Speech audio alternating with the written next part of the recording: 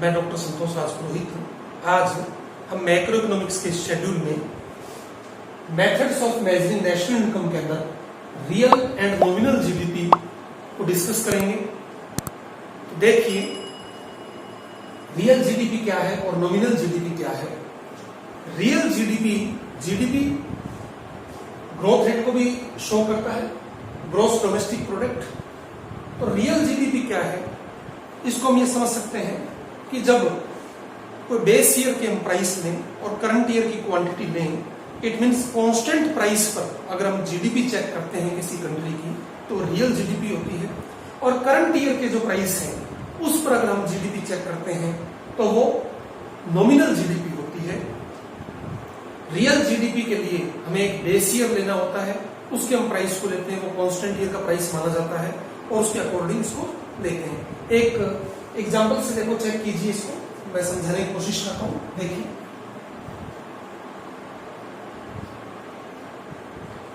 यहां प्राइस है, यहां क्वांटिटी है, आउटपुट है। प्राइस है 5, 4, 10, क्वांटिटी है मान लीजिए 20,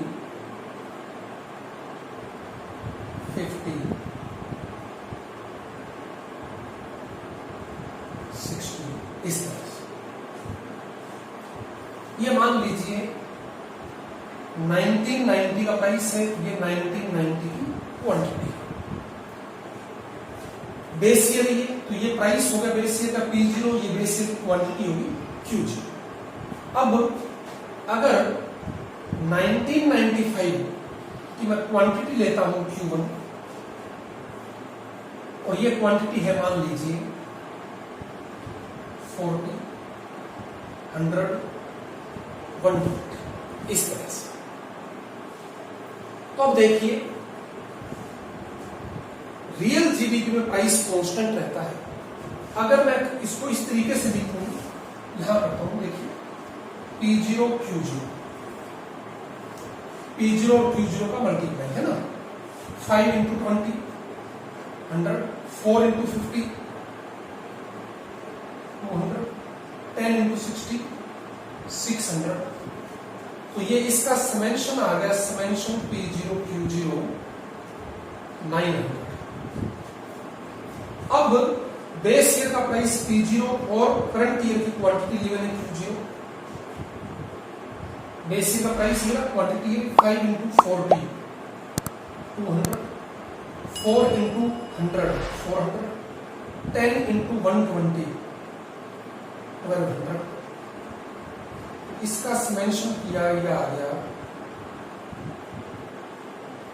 1800। तो देखिए, 90 से 95 के अंदर जीडीपी जस्ट डबल हो गई। तो it means real GDP double हो गई, क्योंकि रियल जीडीपी के लिए हम क्या करते हैं, अगर रियल जीडीपी आपको निकालना है तो रियल जीडीपी के लिए P इंटू Q, इसमें Q कांस्टेंट रहता है, प्राइस कांस्टेंट रहता है, प्राइस में चेंज नहीं होता है, क्वांटिटी में चेंज होता है, जैसा कि इसमें हुआ है। दोनों बार बेस ईयर का प्राइस P0 रहा है, एक बार बेस ईयर की क्वांटिटी, एक बार करंट ईयर की क्वांटिटी को लिया। तो इस तरीके से रियल जीडीपी के अंदर प्राइस कांस्टेंट रहता है और क्वांटिटी जो है वो इंक्रीज होगी तो रियल जीडीपी इंक्रीज हो जाएगा। प्राइस तो कांस्टेंट है, क्वांटिटी डिक्रीज होगी करंट ईयर में तो रियल जीडीपी डिक्रीज हो जाएगा। इसको हम एक दूसरे तरीके से भी समझ सकते हैं। अगर प्राइस कांस्टेंट ना हो तो हम इसको इस तरीके से ले सकते हैं, प्राइस इनटू क्वांटिटी। तो रियल जीडीपी निकालना है तो रियल जीडीपी में इस तरीके से भी ले सकते हैं कि प्राइस डिक्रीज हो और क्वांटिटी इंक्रीज हो, तो भी रियल जीडीपी इंक्रीज हो सकता है। इस वे में भी इसको ले सकते हैं। दूसरा, रियल जीडीपी को हम ये भी ले सकते हैं कि प्राइस इंक्रीज हो रहा है, कांस्टेंट नहीं है, करंट ईयर में प्राइस इंक्रीज हो रहा है, बट क्वांटिटी ज्यादा इंक्रीज हो प्राइस की तुलना में, तो भी रियल जीडीपी इंक्रीज हो जाएगा। तो बेस ईयर से इसमें कंपैरिजन करते हैं और जनरली इसका बेसिक समझने के लिए प्राइस को कांस्टेंट मान लेते हैं, लेकिन इन दो तरीकों से भी इसको समझा जा सकता है। ये रियल जीडीपी है। अब रियल जीडीपी के एडवांटेज क्या है, रियल जीडीपी की जरूरत क्यों पड़ती है? रियल जीडीपी एक्चुअल ग्रोथ को शो करता है, वास्तविक जो वृद्धि दर है उसको दिखाता है कि प्राइस कांस्टेंट रहते हुए कि इकोनॉमी के अंदर गुड्स और सर्विसेज का प्रोडक्शन कितना इंक्रीज हुआ है, इसको शो करता है।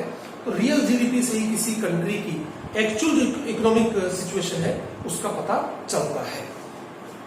अब नॉमिनल जीडीपी में क्या होगा? नॉमिनल जीडीपी के अंदर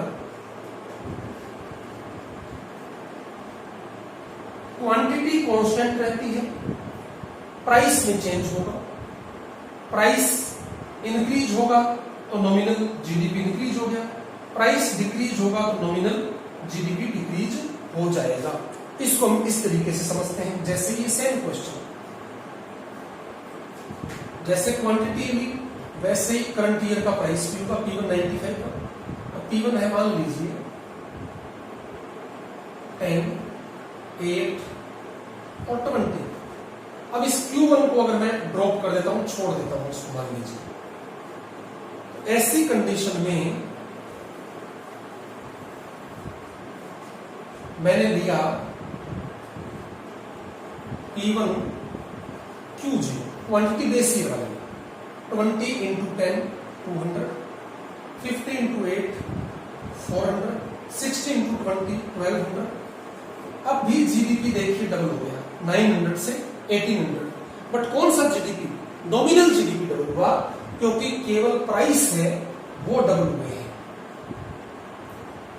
प्रोडक्शन सेम है, Q0 बेस की क्वांटिटी है, उसमें कोई चेंज नहीं हुआ है। तो ऐसी कंडीशन में केवल करंट प्राइस पर जीडीपी इंक्रीज हुआ है, नॉमिनल जीडीपी इंक्रीज हुआ है। ये किसी इकोनॉमी की, किसी कंट्री की इकोनॉमी की एक्चुअल कंडीशन को शो नहीं करता है। अब इसके बाद देखिए थोड़ा सा और आगे बढ़ते हैं। अगर रियल जीडीपी फाइंड आउट करना हो, real GDP means constant price पर, बेस ईयर के प्राइस पर बेस्ड जीडीपी, ये अगर फाइंड आउट करना हो तो नॉमिनल जीडीपी करंट प्राइसेस पर GDP upon current price index into 100 हम करते हैं तो हमारे पास रियल जीडीपी आ जाएगा। एक फॉर्मूला और है, अगर नॉमिनल जीडीपी निकालना है, करंट ईयर के प्राइसेस पर जीडीपी निकालना है, तो real GDP upon 100 into current price index कर दें तो इससे निकल सकता है। और एक जीडीपी डिफ्लेक्टर भी है। तो जीडीपी डिफ्लेक्टर क्या है? नॉमिनल जीडीपी यानी करंट ईयर के प्राइसेस पर जो जीडीपी है उसको real GDP constant price index के जो जीडीपी है उससे डिवाइड करके मल्टीप्लाई 100 से करते हैं तो जीडीपी डिफ्लेक्टर आ जाता है। ये छोटे छोटे फॉर्मूले हैं जो प्रतियोगी परीक्षाओं में आपको न्यूमेरिकल्स निकालने में या इस बेसिक्स को समझने में आपकी सहायता करते हैं। अब इसके बाद हम नेक्स्ट टॉपिक करते हैं जीडीपी और वेलफेयर। देखिए जीडीपी एंड वेलफेयर, जीडीपी और वेलफेयर में क्या रिलेशन है इसको हम देखते हैं। सामान्यतः क्या होता है, किसी कंट्री में अगर जीडीपी इंक्रीज होता है तो गुड्स और सर्विसेज की अवेलेबिलिटी इंक्रीज होती है, लोगों का लिविंग स्टैंडर्ड राइज होता है और हम कहते हैं सोशल वेलफेयर या वेलफेयर भी इंक्रीज हो रहा है। अदर थिंग्स रिमेन्स कांस्टेंट, अगर बाकी चीजें यथावत रहती है तो सामान्यतः जीडीपी इंक्रीज होने पर वेलफेयर इंक्रीज होता है। लेकिन इसके कुछ पैरामीटर्स हैं, कुछ कंडीशंस पर निर्भर करता है। हमेशा जीडीपी इंक्रीज होने से वेलफेयर इंक्रीज नहीं होता है। जैसे पहला है डिस्ट्रीब्यूशन ऑफ जीडीपी, जीडीपी का वितरण कैसे हो रहा है, उसका डिस्ट्रीब्यूशन कैसे हो रहा है।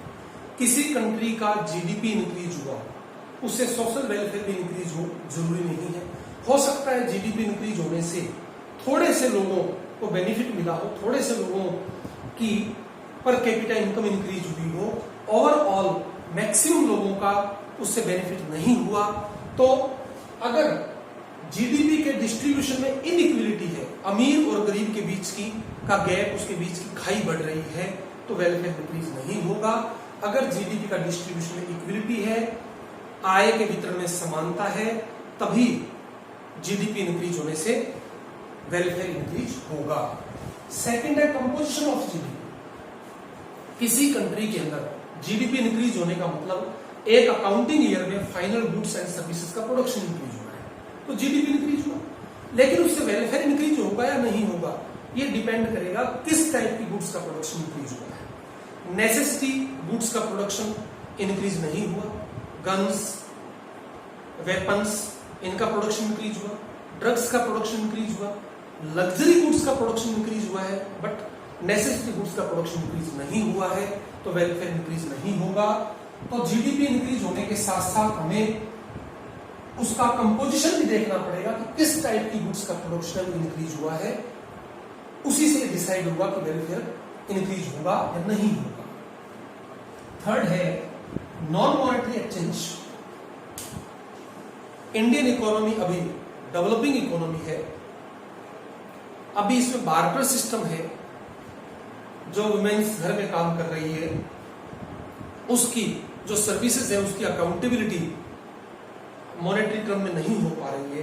तो अगर किसी इकोनॉमी के अंदर गुड्स सर्विसेज उनकी अकाउंटेबिलिटी अगर मॉनेटरी टर्म में नहीं हो पाती, बार्टर सिस्टम है, सर्विस के बदले में सर्विस या गुड्स के बदले में गुड्स, तो ऐसी कंडीशन के अंदर वेलफेयर इंक्रीज नहीं होगा और उस वेलफेयर का मेजरमेंट भी पॉसिबल नहीं होगा। फिर है फोर्थ पॉइंट एक्सटर्नलिटीज। एक्सटर्नलिटीज में ये होता है जब कुछ डेवलपमेंट होता है, कुछ चेंजेस होते हैं, तो उससे कुछ बेनिफिशियल चेंजेस आते हैं और कुछ हार्मफुल चेंजेस भी आते हैं। तो इसको हम पॉजिटिव एक्सटर्नलिटीज और नेगेटिव एक्सटर्नलिटीज में स्टडी करते हैं। अगर पॉजिटिव एक्सटर्नलिटीज में हमने लिया, पब्लिक पार्क बना, लोग वहां घूमने के लिए जाते हैं, हेल्थ वाइज और इंजॉय के हिसाब से बेनिफिट्स लेते हैं, तो वेलफेयर इंक्रीज होगा। नेगेटिव एक्सटर्नलिटीज में ये है इंडस्ट्रियलाइजेशन होने से लोगों को एम्प्लॉयमेंट मिला, गुड्स और सर्विसेज की अवेलेबिलिटी इंक्रीज हुई, ये तो पॉजिटिव एस्पेक्ट्स थे। लेकिन उससे एयर पोल्यूशन हुआ, वाटर पोल्यूशन हुआ, तरह तरह की बीमारियां फैली, ये नेगेटिव एक्सटर्नलिटीज है। तो जब उद्योग धंधे लगते हैं, लोगों को उसमें रोजगार मिलता है, उनका रहन सहन का तरीका स्टैंडर्डाइज होता है, तो ऐसी कंडीशन में हम उसको पॉजिटिव एक्सटर्नलिटीज में लेंगे। लेकिन वही उद्योग धंधों से पर्यावरण पर जो बुरा प्रभाव पड़ेगा, बीमारियां फैलेगी, उसको हम नेगेटिव एक्सटर्नलिटीज में लेते हैं। अगर पॉजिटिव एक्सटर्नलिटीज नेगेटिव एक्सटर्नलिटीज से ज्यादा है तो वेलफेयर इंक्रीज होगा, और अगर पॉजिटिव एक्सटर्नलिटीज नेगेटिव एक्सटर्नलिटीज से कम है तो वेलफेयर डिक्रीज होगा, वेलफेयर नहीं होगा। इसी तरीके से इकोलॉजिकल डिग्रेडेशन है। किसी कंट्री में जीडीपी इंक्रीज होने का मतलब है एक अकाउंटिंग ईयर में फाइनल गुड्स एंड सर्विसेज का प्रोडक्शन इंक्रीज होगा। तो प्रोडक्शन इंक्रीज कब होगा? जब एग्रीकल्चर प्रोडक्शन इंक्रीज हो, इंडस्ट्रीज लगे, इंडस्ट्रीज के अंदर प्रोडक्शन इंक्रीज हो। अब जब ज्यादा इंडस्ट्रीज लगेगी तो इसका इकोलॉजिकल डिग्रेडेशन भी आएगा, इन्वायरमेंट पर इसका एडवर्स इफेक्ट पड़ेगा, बुरा प्रभाव पड़ेगा, पोल्यूशन इंक्रीज होगा, उद्योग धंधों के लिए, हाईवेज के लिए जंगलों की कटाई होगी, पोल्यूशन राइज होगा। साथ ही साथ एग्रीकल्चर सेक्टर में ज्यादा प्रोडक्शन लेने के लिए केमिकल्स, पेस्टिसाइड्स, फर्टिलाइजर का ज्यादा यूज करेंगे, जिससे आगे बीमारियां फैलेगी। और कल्टीवेशन करते समय खेतों में पेस्टिसाइड्स का ज्यादा यूज होने से बहुत सारे जो हमारे मित्र कीट हैं वो खत्म हो जाएंगे, इकोलॉजिकल डिग्रेडेशन होगा, और आगे चलकर हम नहीं कह सकते कि वेलफेयर इंक्रीज हुआ है। तो जीडीपी इंक्रीज होने से वेलफेयर इंक्रीज होना जरूरी नहीं है। सामान्यतः जीडीपी इंक्रीज होने से वेलफेयर इंक्रीज होता है, लेकिन बहुत सारे फैक्टर्स हैं जो उसको अफेक्ट करते हैं। आज हमारा ये चैप्टर यहाँ कंप्लीट होता है, methods of measuring national income. अभी नेक्स्ट सेशन के अंदर हम नया चैप्टर शुरू करेंगे।